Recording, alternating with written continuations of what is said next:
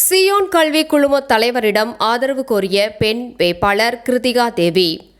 தாம்பரம் சட்டமன்ற தொகுதியில் 2026 தேர்தலை முன்னிட்டு அரசியல் சூழல் சூடுபிடித்துள்ள நிலையில் திமுக பெண் வேட்பாளர் டாக்டர் ஆர்.எஸ். கிருத்திகா தேவி தீவிர வாக்கு சேகரிப்பில் ஈடுபட்டு வருகிறார். அதன் ஒரு பகுதியாக தாம்பரம் அடுத்த சேலையூரில் தலையிடமாக கொண்டு செயல்படும் சியோன் கல்வி குழுமத்தின் தலைவர் ஜனாதிபதி நல்லாசிரியர் விருது பெற்ற டாக்டர் என். விஜயன் அவர்களை நேரில் சந்தித்து தனது வெற்றிக்கு ஆதரவு கோரினார். அப்போது டாக்டர் என். விஜயன் அவர்கள் வேட்பாளர் கிருத்திகா தேவிக்கு சால்வை அணிவித்து பூங்கொத்து வழங்கி வரவேற்றார்.